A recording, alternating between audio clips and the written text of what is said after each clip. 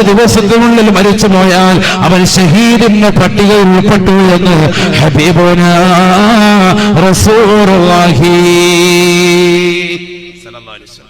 അപ്പൊ ചിന്തിച്ചു നോക്ക്, ഒരു ഹാജി ആകുന്നതിന്റെ ഒരു ശ്രേഷ്ഠത ചിന്തിച്ചു നോക്ക്. അവന്റെ പോകുന്ന വഴി മൊത്തം എല്ലാം രക്ഷയാണ്. പോയി തിരിച്ചു വന്നാലും അവൻ ആരെ പോലെയാണ്? റസൂലുള്ളാഹി സ്വല്ലല്ലാഹു അലൈഹി വസല്ലം തങ്ങൾ പറയുകയാണ്, മൻ ഹജ്ജ ഫലം യർഫുസ് വലം യുസ്ഖ് റജഅ കയൗമ വലദതുഹു ഉമ്മുഹു. ഹജ്ജിന് വേണ്ടി പോയ വ്യക്തി അവനൊരു ഹറാം പ്രവർത്തിക്കുന്നില്ല. അവന്റെ കണ്ണ് ശ്രദ്ധിക്കുന്നവനാണ്, അവന്റെ കാത് ശ്രദ്ധിക്കുന്നവനാണ്, അവന്റെ ശരീരത്തിന്റെ സർവ്വ അവയവങ്ങളെ അവൻ ശ്രദ്ധിക്കുന്നവനാണ്. ഒരു ഹറാം അവൻ പ്രവർത്തിക്കുന്നില്ല എങ്കിൽ അവൻ തിരിച്ചു വരുന്നത് ഉമ്മ അവനെ പ്രസവിച്ചിട്ടതാകുന്ന ദിവസത്തെ പോലെയാണ് എന്ന് ഹബീബുനാ റസൂലുള്ളാഹി. ഉമ്മ പ്രസവിച്ചൊരു കുട്ടിയെ പോലെയാണെന്നല്ല പറഞ്ഞത്, ഉമ്മ പ്രസവിച്ചിട്ടതാകുന്ന ആദ്യത്തെ ദിവസത്തെ പോലെ. ആ ദിവസം ഭയങ്കര നിഷ്കളങ്കതയാണ് കുഞ്ഞിന്. അതുപോലെയാണ് സയ്യിദുനാ റസൂലുള്ളാഹി സ്വല്ലല്ലാഹു അലൈഹി വസല്ലം തങ്ങൾ ഓർമ്മപ്പെടുത്താറ്. ചിന്തിച്ചു നോക്ക് സഹോദരങ്ങളെ, ചിന്തിച്ചു നോക്ക്, എത്ര വലിയ ശ്രേഷ്ഠതയാണ്. ഒരു തെറ്റും ചെയ്യാത്ത പാപ സുരക്ഷിതനായിട്ടാണ് അവൻ തിരിച്ചു വരിക. സയ്യിദുനാ റസൂലുള്ളാഹി സ്വല്ലല്ലാഹു അലൈഹി വസല്ലം ഹജ്ജ് കഴിഞ്ഞ് തിരിച്ചു വരുമ്പോ, ഹജ്ജിന് പോകുന്ന സന്ദർഭത്തിൽ നമ്മളെല്ലാം ശ്രദ്ധിക്കണം. സ്വന്തം നാട്ടുകാരോട് നമ്മൾ എന്ത് ചെയ്യണം? പൊരുത്തപ്പെടിക്കണം. എത്രത്തോളം സ്വന്തം ഭാര്യയോട് പൊരുത്തപ്പെടിക്കണം. ഉലമാക്കൾ രേഖപ്പെടുത്താൻ, ഭർത്താവാണ് ഹജ്ജിന് പോകുന്നതെങ്കിൽ ഭാര്യയോട് പൊരുത്തപ്പെടിക്കണം. ഇന്ന് ലോകത്ത് നടക്കാത്തൊരു സംഗതി ഉണ്ടെങ്കിൽ അതേ ഉള്ളൂ. ആരും അത് ശ്രദ്ധിക്കൂല. ലോകം മുഴുവൻ പോയി പൊരുത്തപ്പെടിച്ചിട്ടുണ്ടാവും. ഭാര്യയോട് പറയും, ഞാൻ ഇന്നില്ല, അവനെ കാണാൻ പോയാണ്. പണ്ട് അവനെ ഞാൻ കുരിച്ചു നിർത്തിയിട്ട് ടൗണിൽ പെടവൂരിൽ അങ്ങാടിയിട്ട് തുണിയില്ലാതെ ഓടിച്ചിട്ടുണ്ട്. അപ്പൊ അതുകൊണ്ട് അവനെ ഒന്ന് കണ്ടിട്ട് പൊരുത്തപ്പെടിക്കാൻ വേണ്ടി പോയത്. ഇവളുമായിട്ട് 100 പ്രശ്നങ്ങളുണ്ട് ഇവിടെ, അതിവിടെ തീർക്കുന്നില്ല. അതവളുടെ മനസ്സിൽ കിടപ്പുണ്ട്, പക്ഷെ കാലെന്ന് കരുതി മൈൻഡ് ചെയ്യുന്നില്ല. പക്ഷെ അത് പൊരുത്തം ചോദിക്കണം. ഭാര്യയും ചോദിക്കണം ഭർത്താവിനോട്. അങ്ങനെയാണ്. ഇതൊക്കെ സാലിഹ്യങ്ങൾ ശ്രദ്ധിച്ചിരുന്നു, മുൻഗാമികൾ ശ്രദ്ധിച്ചിരുന്നു. സംഭവം ഒന്നും ഉണ്ടാവില്ല, എന്നാലും ചോദിക്കണം. കാരണം ഭാര്യ ഭർത്താവ് ഇതൊരു ബാധ്യതയാണ്, ഒരു കടമയും ബാധ്യതയുമാണ്. ആ ബാധ്യതയ്ക്ക് എന്തെങ്കിലും ഒരു വിള്ളലുണ്ടായിട്ടുണ്ടോ? ചോദിക്കണം, പൊരുത്തം ചോദിക്കണം, പൊരുത്തം ചോദിക്കണം. ഫാത്തിമ ബീബി റളിയല്ലാഹു തആല അൻഹ അലിയാർ തങ്ങളുടെ മരണാസന്ന വേളയിൽ ചോദിച്ചിട്ടുണ്ട് എന്ന പ്രബല അഭിപ്രായം പണ്ഡിതന്മാരെ രേഖപ്പെടുത്താൻ. അലിയാർ തങ്ങളോട് ചോദിച്ചു, എന്റെ ജീവിതത്തിൽ എന്തെങ്കിലും പാകപ്പിഴകൾ വന്നുപോയിട്ടുണ്ടെങ്കിൽ പൊറുക്കണേ എന്ന് മരണശയ്യയിൽ കിടന്ന ബീവി ഫാത്തിമ റളിയല്ലാഹു തആല അൻഹ. നമുക്ക് മടിയാണ്, നമുക്ക് മടിയാ ഭർത്താവിനോട് എന്ത് ചോദിക്കാൻ എന്നുള്ള ചിന്ത. പാടില്ല. ഭാര്യയോട് എന്ത് ചോദിക്കാൻ ഒരിക്കലും പാടില്ല. ചോദിക്കണം. ഹജ്ജിനാണ് പോകുന്നത്. ഇതൊരു ചെറിയ കർമ്മമായി നമ്മൾ മനസ്സിലാക്കരുത്. നബിയുനാ റസൂലുള്ളാഹി സ്വല്ലല്ലാഹു അലൈഹി വസല്ലം തങ്ങൾ പറയുകയാണ്, നിങ്ങളുടെ അമലുകളെ വെളിവാക്കപ്പെടുമേ. ലൈലത്തുൽ ഇസ്നൈനി വ ലൈലത്തുൽ ജുമുഅ, എല്ലാ തിങ്കളാഴ്ച രാവും എല്ലാ വെള്ളിയാഴ്ച രാവും നിങ്ങളുടെ അമലുകളെ വെളിവാക്കപ്പെടുമേ.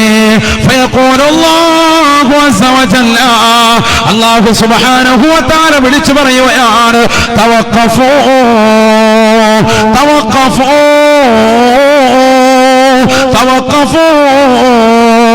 حتى يصلح لأخيه المسلمين. മലക്കുകളെ അവന്റെ അമലുകളെ നിർത്തണേ, അവന്റെ അമലുകളെ കൊണ്ടുവരരുത്, അവന്റെ അമലുകളെ തടഞ്ഞു വെക്കണേ, തടഞ്ഞു വെക്കണേ. വെള്ളിയാഴ്ച രാവും തിങ്കളാഴ്ച രാവും അമലുകൾ ആകാശലോകത്തേക്ക് ഉയർത്തപ്പെടുമ്പോ, ഒന്നാം ആകാശത്തിന്റെ ഭാഗത്തേക്ക് എത്തുമ്പോൾ തന്നെ അല്ലാഹു സുബ്ഹാനഹു വ തആല മലക്കുകളോട് പറയുകയാണ്, അവന്റെ അമലുകളെ ആകാശത്തേക്ക് കടത്തിവിടരുത്, മനുഷ്യന്റെ അമലുകളെ ആകാശലോകത്തേക്ക് കടത്തിവിടരുത്. ഹത്താ യസ്ലഹ ലിഅഖീഹിൽ മുസ്ലിമീൻ, അവന്റെ മുസ്ലിമായ ഇന്നാലിന്ന സഹോദരനോട് അവൻ നന്നായി പ്രവർത്തിച്ചിട്ടല്ലാതെ, അവൻ ഇന്നാലിന്ന സുഹൃത്തിനോട് മിണ്ടിയിട്ട് മാസങ്ങളായി, മിണ്ടിയിട്ട് 3 ദിവസത്തോളമായി, അതുകൊണ്ട് അവന്റെ അമലിനെ ഉയർത്തരുത്, അവന്റെ അമല് സ്വീകരിക്കരുത്, അവന്റെ അമല് കബൂലിയത്തില്ല, അവന്റെ അമലിന് കബൂലിയത്തില്ല. അത് പുറത്തേക്ക് വിട്, താഴോട്ട് വിട്ടു. ഒന്നാം ആകാശത്തിന്റെ മുകളിലേക്ക് ഉയരണമെങ്കിൽ എന്ത് വേണം? നമ്മുടെ സുഹൃത്ത് ബന്ധം, നമ്മുടെ നാട്ടുകാരുമായുള്ള ബന്ധം, നമ്മുടെ കടമകൾ ബാധ്യതകൾ പൂർത്തീകരിക്കണം. അമൽ ഉയരണമെങ്കിൽ. പിന്നല്ലേ ഹജ്ജിന്റെ കാര്യം. ഹജ്ജ് നീ അവിടെ ചെന്നിട്ട് എത്ര കരഞ്ഞു തോടിച്ചു കാര്യമില്ല. ഇതങ്ങോട്ട് ഒന്നാം ഉയരണ്ടേ, റബ്ബിന്റെ അടുത്തോട്ട് പോകണ്ടേ? പോല. പോകൂല, തടഞ്ഞു നിർത്തും. തവഖഫു, അവിടെ നിർത്തും. ഹത്താ യസ്ലഹ ലി അഖീഹിൽ മുസ്ലിമി, അവന്റെ മുസ്ലിമായ സഹോദരനോട് അവൻ സുഹൃത്ത് ബന്ധം ക്ലിയർ ആക്കിയിട്ടല്ലാതെ കൊണ്ടുവരണ്ട എന്ന് അല്ലാഹു വിളിച്ചു പറയുമെന്ന് സയ്യിദുനാ റസൂലുള്ളാഹി മലക്കളോട് പറയും. അല്ലാഹു നമ്മളെ കാത്തിരക്ഷിക്കട്ടെ. നന്നാവണം സഹോദരങ്ങളെ. ഹജ്ജിന് വേണ്ടി പോകുന്നത്, ഉംറയ്ക്ക് വേണ്ടി പോകുന്നത് നമ്മൾ നന്നാവാനാണ്. ഇതിന്റെയൊക്കെ അടിസ്ഥാനം അതാണ്. ദിക്റിലൂടെയായി നമ്മൾ കഴിഞ്ഞുകൂടാനാണ്. ദിക്റിലൂടെയായി കഴിഞ്ഞുകൂടാനാണ്. അതുകൊണ്ടാണ് ഒരൊറ്റ ആയത്തെ ഞാൻ ഓതിയിട്ട് ഓർമ്മപ്പെടുത്തുന്നു. ഞാൻ ഇത് ഓതിയിട്ട് അവസാനിപ്പിക്കാൻ. സൂറത്തുൽ ബഖറയിൽ അല്ലാഹു സുബ്ഹാനഹു വ തആല ഹജ്ജിന്റെ അമലുകൾ എങ്ങനെ പ്രതിപാദിച്ചു. വിശാലമാണ്. ഞാൻ വളരെ ചുരുക്കിയാണ് ഈ പറഞ്ഞിട്ടുള്ളത്. നമ്മൾ ഈ ജമാഅത്ത് ശ്രദ്ധിക്കണം, പുരുഷന്മാര് ജമാഅത്ത് ശ്രദ്ധിക്കണം. സുബഹിക്ക് ശേഷം ഉറങ്ങാൻ പാടില്ല. സുബഹി കഴിഞ്ഞിട്ട് അവിടെ പോയി ഉറങ്ങുന്ന ആളുകളുണ്ട്. വളരെ ശ്രദ്ധിക്കണം, പാടില്ല. വളരെ ശ്രേഷ്ഠമായ സമയം, ഏറ്റവും തവാഫിന് ശ്രേഷ്ഠമായ സമയമേത്? ഏറ്റവും ശ്രേഷ്ഠമായ സമയമേത്? സുബഹിക്ക് ശേഷമുള്ള സമയമാണ്. സുബഹിക്ക് ശേഷമുള്ള സമയമാണ് ഏറ്റവും ശ്രേഷ്ഠമായ സമയം. തവാഫിന് പറ്റിയ ഏറ്റവും ശ്രേഷ്ഠമായ സമയം. നമ്മൾ ആ സമയത്ത് അവിടെ ഉറക്കാം. നമ്മൾ നല്ല ഉറക്കാണ് ആ സമയത്ത് റൂമിൽ. കാരണം ഇവിടുന്ന് പഠിച്ചു വെച്ച ചില ചര്യകളാണ് അതൊക്കെ. സുബഹി കഴിഞ്ഞിട്ട് ഉറങ്ങുക. ബറക്കത്ത് കെട്ടവനായിരിക്കണമെങ്കിലേ സുബഹിക്ക് ശേഷമുറങ്ങ് പരമസുഖത്തിലേ. ബറക്കത്ത് കെട്ടവനായിരിക്കണമെങ്കിലേ സുബഹിക്ക് ശേഷമുറങ്ങ് പരമസുഖത്തിലേ. ഉസ്താദേ, എന്റെ പ്രിയപ്പെട്ട പൊന്നുമോന് PSC പരീക്ഷകൾ അവൻ എഴുതുന്നുണ്ട്, വിജയിക്കുന്നില്ല. എന്തുകൊണ്ടാണ്? കാരണം സുബഹി കഴിഞ്ഞിട്ടുള്ള ഉറക്കമാണ്. സുബഹി കഴിഞ്ഞിട്ട് നീ കടന്നുറങ്ങിയാൽ ജീവിതത്തിൽ ഒരു ബറക്കത്തുമില്ല. ഒരു ബറക്കത്തുമില്ല. മക്കള് സാലിഹാവൂല. സുബഹി കഴിഞ്ഞ മകൻ ഉറങ്ങുന്നുണ്ടോ? പോയി, അവന്റെ ഖൈറെല്ലാം പോയി. സുബഹി കഴിഞ്ഞിട്ട് ഒന്നില്ല ഖുർആനോ തന്റെ ദിക്ർ സ്വലാത്ത് അതുമായി ബന്ധപ്പെടുക. കഴിയുമല്ലോ സുബഹി നിസ്കരിക്കുക. ഒരു വഖത്തിൽ സുബഹി നിസ്കരിച്ചിട്ട് സുബഹി കഴിഞ്ഞ് ഉറങ്ങാതിരിക്കുക. ഇനി ഇവിടെ നാട്ടിൽ ഉംറയ്ക്ക് പോകാൻ പറ്റാത്തവർ, ഹജ്ജിന് വേണ്ടി പോകാൻ പറ്റാത്തവർ ഈ നാട്ടിലുണ്ടാവും. ഉണ്ടോ? അല്ലേ? അവർക്ക് ഞാൻ പഠിപ്പിച്ചു തരട്ടെ. ഡെയിലി ഉംറ നിർവഹിക്കാൻ ഒരു അമല് പറഞ്ഞു തരട്ടെ. ചെയ്യാവോ? ചെയ്യാവോ? അനക്കയില്ലല്ലോ. ഇൻഷാ അല്ലാഹ് ഉറക്കം പറഞ്ഞു. ഉറക്കം പറയും. പോരല്ലോ, ഒന്നുകൂടി. അല്ലാഹു തൗഫീഖ് തരട്ടെ. ചെയ്യാമെങ്കിൽ മാത്രമേ ഏറ്റെടുക്കാവുള്ളൂ. ചെയ്യാവല്ലോ ഇൻഷാ അല്ലാഹ്. ഡെയിലി എല്ലാ ദിവസവും ഉംറ നിർവഹിച്ച പ്രതിഫലം കിട്ടും ഇത് ചെയ്താൽ. ഹജ്ജിന് പോകാൻ പറ്റാത്തവരുണ്ട്. ഇത്രയൊക്കെ കേട്ടിട്ടും പടച്ചോനെ എനിക്ക് ഹജ്ജിന് പോകാൻ പറ്റും, പൈസ ഇല്ലാത്തതുകൊണ്ട്, ഇല്ലെങ്കിൽ ഞാൻ പോയാനെ എന്ന് കരുതുന്നവരുണ്ട്. അവർക്ക് പറ്റുന്ന ഒരു അമലായി പഠിപ്പിക്കുന്നത്. ഹദീസാണിത്. അമൽ ചെയ്താൽ കൂലി കിട്ടും, തീർച്ചയാണ്. അല്ലാഹു തൗഫീഖ് തരട്ടെ. നബിയുനാ റസൂലുള്ളാഹി സ്വല്ലല്ലാഹു അലൈഹി വസല്ലമ തങ്ങൾ പറയുകയാണ്, ഖൗമൻ സല്ലവ സുബ്ഹ വദകറുല്ലാഹ അസ്സ വജല്ല ഹത്താ തത്ലു അശ്ശംസു തഅദിലു ഉംറതൻ താമതൻ താമതൻ താമാ. നബിയുനാ റസൂലുള്ളാഹി സ്വല്ലല്ലാഹു അലൈഹി വസല്ലമ തങ്ങൾ ഉറപ്പെടുത്തുകയാണ്, പരിശുദ്ധമായ സുബഹി നമസ്കാരം കഴിഞ്ഞ് ഏത് സമുദായമുണ്ടോ അവരതാ ഉദയം വരെ ദിക്റിലായി അല്ലാഹുവിനെ സ്മരിച്ചുകൊണ്ട്, അവനെ തഹ്ലീൽ ചൊല്ലിക്കൊണ്ട്, അവനെ വാഴ്ത്തിക്കൊണ്ട്, അവനെ പുകഴ്ത്തിക്കൊണ്ട് ദിക്റിലായി കഴിഞ്ഞുകൂടുന്നതായ ഏതൊരു സഹോദരിയുണ്ടോ, സഹോദരനുണ്ടോ, ഉദയം വരെ ദിക്റിലായി കഴിഞ്ഞുകൂടുന്നവരുണ്ടോ, തഅദിലു ഉംറതൻ താമതൻ താമതൻ താമാ. പരിപൂർണമായ പരിപൂർണമായ പരിപൂർണമായ ഉംറയുടെ പ്രതിഫലം രേഖപ്പെടുത്തുമെന്ന് ഹബീബായ റസൂലുള്ളാഹി സല്ലല്ലാഹു അലൈഹി വസല്ലം. താമ്മ എന്ന് പറഞ്ഞാൽ അറബിയിൽ അർത്ഥം എന്താ? പരിപൂർണമാണ്. ഒറ്റ പ്രാവശ്യം പറഞ്ഞാൽ മതി. പക്ഷെ നബി എത്ര പ്രാവശ്യം പറഞ്ഞു? 3 പ്രാവശ്യം പറഞ്ഞു. എന്തുകൊണ്ട്? ഇനി ആർക്കും അവിടെ അർത്ഥ ശങ്കക്കില്ല. ശങ്ക വെക്കണ്ട. ആരോടെ ഇനി ശക്ക് വെക്കണ്ട. ഓ, അത് കിട്ടുമെന്ന് ചിന്തിക്കണ്ട. ഉറപ്പായിട്ടും കിട്ടും. തഅദിലു ഉംറതൻ താമതൻ താമതൻ താമ്മ.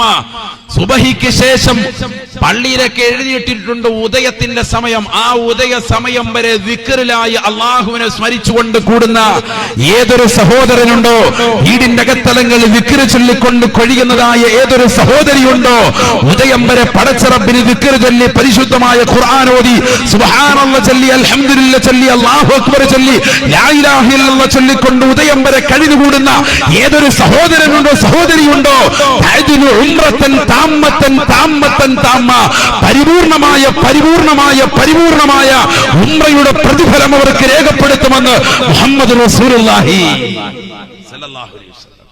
പരിപൂർണമായ പ്രതിഫലം അവർക്ക് കിട്ടും. ഉംറയുടെ പ്രതിഫലം ചെയ്യാൻ കഴിയോ? ഇൻഷാ അല്ലാഹ് പറയും. ഇപ്പൊ കട്ടിയില്ലല്ലേ ഉദയം എന്ന് പറഞ്ഞാൽ എന്താ? നിങ്ങൾ ഉദ്ദേശിക്കുന്നവരല്ല, മറ്റേ പെരുന്നാൾ നിസ്കാരിക്കുന്നവരെ ടൈം 8-8:30 വരെ, അതല്ല. പള്ളിയിൽ എഴുതിയിട്ടില്ലേ ഇപ്പൊ എത്രയാണ് ഉദയത്തിന്റെ ടൈം? 6:12 ഇപ്പൊ ടൈം.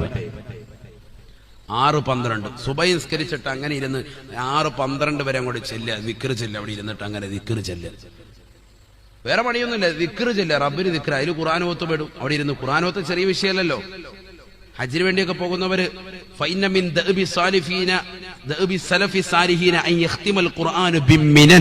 ഇവിടെ നിന്ന് ഖുർആൻ ഓതാൻ തുടങ്ങിയിട്ട് അവിടെ എത്തുമ്പോ മിനയിലെത്തുമ്പോഴത്തേക്കും ഖുർആൻ ഖത്മ് തീർത്തിരിക്കും. പണ്ടുള്ള ആളുകൾ കൊണ്ടുപോകുന്ന ഖുർആന. ഇന്ന് നമ്മൾ കൊണ്ടുപോകുന്ന എന്താ? അച്ചാർ കുപ്പിയാണ്. ഇവിടുന്ന് കൊണ്ടുപോകുന്ന അതൊക്കെ. ഹജ്ജിന് വേണ്ടി പോകുമ്പോഴത്തേക്കും പലരോടും പറഞ്ഞേക്കാം നല്ല അച്ചാറിട്ടേക്കാണ്, നല്ല റാഹത്താണ്, ഇച്ചിരി പുളി കൂടുതലിട്ടേക്ക് എന്നൊക്കെ പറഞ്ഞ് ഇവിടുന്ന് ഇപ്പൊ ചമ്മന്തിപ്പൊടി കൊണ്ടുപോവുക. ഇതൊക്കെയാണ് നമ്മുടെ ഒരു അവരോസ് പൊടി കൊണ്ടുപോകുക, അവരോസ് ഉണ്ട കൊണ്ടുപോവുക. ഇതൊക്കെയാണ് നമ്മുടെ നിയത്ത്.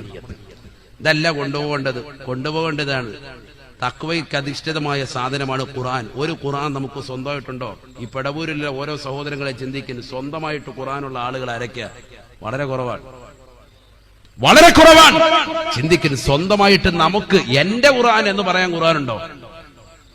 വീട്ടിൽ എത്ര ഖുർആനുണ്ട്? ആകെ 3 ഖുർആനുണ്ട്. അതിലൊന്ന് തന്നെ കീറിപ്പറഞ്ഞ് നശിച്ചിരിക്കുക. വല്യമ്മയുടെ ഖുർആനാണ്. ഇപ്പോഴും അതേപോലെ തന്നെ ഇരിപ്പുണ്ട്. അതൊന്നും ബൈഞ്ഞിട്ട് റെഡിയാക്കിയിട്ട് പോലും ഇല്ല. മക്കളുടെ പുസ്തകമോ അല്ലെങ്കിൽ നമ്മുടെ മറ്റെന്തെങ്കിലും ഒരു ചെറിയ ഭാരതമോ എന്തെങ്കിലും കീറിയാൽ മതി. അല്ലോ പടച്ചവനെ നമ്മുടെ ഞാനെയാണ് കീറി വെക്കല്ലേ എന്ന് പറഞ്ഞ് പൊതിഞ്ഞു വെക്കും. സംഭവമായിട്ട് ഖുർആൻ നമുക്കൊരു വിഷയമല്ല.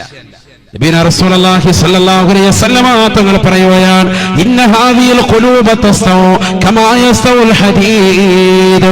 ഈ ഹൃദയം കറപിടിക്കും സാബ, ഇരുമ്പിന് കറപിടിക്കുന്നത് പോലെ, ക്രാവ് പിടിക്കുന്നത് പോലെ മനുഷ്യന്റെ ഹൃദയത്തിന് കറപിടിക്കും സാബ. ഖീല വമാ ജിലാഉഹാ യാ റസൂലല്ലാഹ്. അല്ലാഹുവിന്റെ റസൂലിനോട് ചോദിക്കുകയാണ് നബിയേ, ആ കറയെ മാറ്റാൻ, ഹൃദയത്തെ തെളിക്കാനുള്ള മാർഗമേതാണ്? അല്ലാഹുവിന്റെ റസൂൽ 2 കാര്യങ്ങൾ പറയുകയാണ്. ഹൃദയം തെളിയണോ? ദിക്റുൽ മൗത്ത്, മരണത്തെ കുറിച്ചുള്ള സ്മരണയാണ്. വതിലാവത്തുൽ ഖുർആൻ, പരിശുദ്ധമായ ഖുർആനോദലാണ്. ഖുർആനോദലാണ്. സുബൈ കഴിഞ്ഞിട്ട് ഉദയം വരെ ഖുർആൻ ഓതാൻ കഴിയുന്നുണ്ടോ? ദിക്ർ ചൊല്ലാൻ കഴിയുന്നുണ്ടോ? പരിപൂർണമായ പരിപൂർണമായ പരിപൂർണമായ ഉംറയുടെ പ്രതിഫലം രേഖപ്പെടുത്തുമെന്ന് ഹബീബായ റസൂലുള്ളാഹി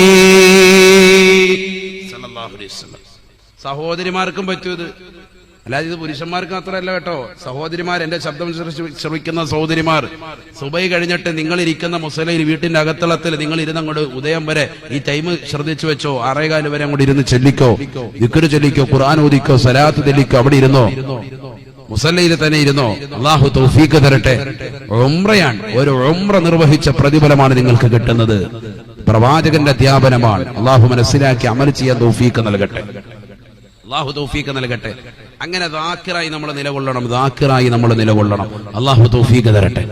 അല്ലാഹു തൗഫീഖ് തരട്ടെ. ഫഇദാ ഖളൈതും മനാസികകും ഫദ്കുറുല്ലാഹ കദിക്രികും ആബാഅകും ഔ അശദ്ദ ദിക്റാ ഫമിനൻ നാസി മൻ യഖൂലു റബ്ബനാ ആതിനാ ഫിദ് ദുനിയാ വമാ ലഹു ഫിൽ ആഖിറതി മിൻ ഖലാഖ് ومنهم من يقول ربنا آتنا في الدنيا حسنة وفي الآخرة حسنة وقنا عذاب النار أولئك لهم نصيب مما كسبوا والله سريع الحساب. പരിശുദ്ധമായ ഖുർആനിലൂടെ അല്ലാഹു സുബ്ഹാനഹു വ തആല ഓർമ്മപ്പെടുത്തുകയാണ്. ഹലാൽ സമ്പാദിച്ചുകൊണ്ട് നാട്ടിൽ നിന്നുകൊണ്ട് പരിശുദ്ധമായ ഹജ്ജിന് വേണ്ടി പോകുന്നവരില്ലയോ, ഉംറയ്ക്ക് വേണ്ടി പോകുന്നവരില്ലയോ, ഹജ്ജും ഉംറയും നിർവഹിച്ചുകൊണ്ട് നാട്ടിലേക്ക് തിരിച്ചു വരുന്നവരെ, ഹാജി എന്ന് വിളിപ്പേര് വരുന്നവരെ, ഹജ്ജമ്മ എന്ന് നാട്ടുകാർ വിളിക്കുന്ന ഉമ്മ, നീ നാട്ടിലേക്ക് വന്നുകൊണ്ട് പഴയ രീതിയിലുള്ള സംസാരം പാടില്ല. നിന്റെ നാവ് ശ്രദ്ധിക്കണേ. നിന്റെ നാവ് റബ്ബിനെ ഇബാദത്തെടുത്ത നാവാണ്. നിന്റെ നാവ് പരിശുദ്ധമായ കഅബാലയത്തിന്റെ മുന്നിൽ വെച്ചുകൊണ്ട് റബ്ബനാ ആതിനാ ഫിദ്ദുനിയാ ഹസനാ വഫിൽ ആഖിറതി ഹസനതൻ വഖിനാ അദാബന്നാർ എന്നതാകുന്ന ദുആ ചൊല്ലിയ നാവാണ്. നിന്റെ നാവ് പരിശുദ്ധമായ പുണ്യമാക്കപ്പെട്ട കഅബാലയത്തിന്റെ പരിസരത്ത് ഖുർആൻ ഓതിയ നാവാണ്. സുബ്ഹാനല്ലാഹ് പറഞ്ഞ നാവാണ്. ലാ ഇലാഹ ഇല്ലല്ലാഹ് ചൊല്ലിയ നാവാണ്. സ്വലാത്ത് അധികരിപ്പിച്ച നാവാണ്. റസൂലുള്ളാഹിന്റെ തിരുസവിധത്തിലെത്തി ഖുർആൻ ഓതി ഖത്മ തീർത്ത നാവാണ്. മിനയുടെ രാവുകളിൽ പൊട്ടിക്കരഞ്ഞ നാവാണ്. മുസ്ദലിഫയുടെ രാവുകളിൽ പൊട്ടിക്കരഞ്ഞ നാവാണ്. ഈ കണ്ണുകളും ഈ നാവുകളും വെച്ചുകൊണ്ട് ഈ ദുനിയാവിൽ ഹറാമ കാണരുതേ, സിനിമ കാണരുതേ, സീരിയൽ ദർശിക്കരുതേ. ഇനി നിന്റെ ജീവിതത്തിൽ ഉണ്ടാവേണ്ടത് ദിക്റാണ്, ദിക്റാണ്. പരിശുദ്ധമായ ഖുർആൻ സൂറത്തുൽ ബഖറയിലൂടെ ഹജ്ജ് കഴിഞ്ഞു വന്നതാകുന്ന സഹോദര സഹോദരിമാർക്ക് വേണ്ടി അല്ലാഹു ഓർമ്മപ്പെടുത്തുകയാണ്. ഫൈദാ ഖളൈതും മനാസികകും ഫദ്കുറുല്ലാഹ കദിക്രികും ആബാഅകും ഔ അശദ്ദ ദിക്റാ. ഹജ്ജ് കഴിഞ്ഞ് കടന്നു വന്നാൽ നിങ്ങളുടെ മുൻഗാമികളാകുന്ന പിതാക്കന്മാര്, നിങ്ങളുടെ രക്ഷകർത്താക്കൾ, നിങ്ങളുടെ മാതാപിതാക്കൾ അവരെ ചെയ്തതുപോലെ അല്ലാഹുവിനെ ദിക്ർ ചൊല്ലിക്കൊണ്ട് കൂടണേ. അതിനേക്കാൾ കൂടുതലായി നിങ്ങൾ ദിക്റിലായി അല്ലാഹുവിന്റെ സ്മരണയിലായി നിങ്ങൾ കഴിഞ്ഞുകൂടണേ എന്ന് വിശുദ്ധ ഖുർആൻ. ഈ ദുനിയാവിലേക്ക് നിങ്ങൾ തിരിച്ചു വരുമ്പോ, ഹജ്ജ് കഴിഞ്ഞുകൊണ്ട് നാട്ടിലേക്ക് തിരിച്ചു വരുമ്പോ, ഈ നാട്ടിലേക്ക് നിങ്ങൾ തിരിച്ചു വരുമ്പോ നിങ്ങൾ ദുനിയാവല്ല ചോദിക്കേണ്ടത്, ഈ ദുനിയാവിലെ നന്മയും ആഖിറത്തിലെ നന്മയും ചോദിക്കണേ. കാരണം നിങ്ങളെ അല്ലാഹു തിരഞ്ഞെടുത്തിരിക്കുകയാണ്. നിങ്ങൾക്ക് കിട്ടിയ പ്രതിഫലം ചെറുതല്ല, നിങ്ങൾക്ക് കിട്ടിയിരിക്കുന്ന നേട്ടം ചെറുതല്ല, നിങ്ങൾ നേടിയിരിക്കുന്നതാകുന്ന അനുഗ്രഹം ചെറുതല്ല. ആദം നബി അലൈഹിസ്സലാത്തു വസ്സലാം മുതൽ മുഹമ്മദ് റസൂലുള്ളാഹി സ്വല്ലല്ലാഹു അലൈഹി വസല്ലമ തങ്ങൾ വരെയുള്ളതാകുന്ന സർവ്വ അമ്പിയാക്കളുടെ പാദസ്പർശം കൊണ്ട് അനുഗ്രഹീതമായ പവിത്രമായ മണ്ണിൽ പോയി തലോടാനുള്ള സൗഭാഗ്യം ലഭിച്ചവരാണ് നിങ്ങൾ. നിങ്ങളൊരു സാധാരണക്കാരനായി ഈ നാട്ടിൽ നശിച്ച ജീവിതം നയിക്കരുതേ. സിനിമയുടെ ലോകത്തേക്ക് തിരിയരുത്, സീരിയലിന്റെ ലോകത്തേക്ക് തിരിയരുത്.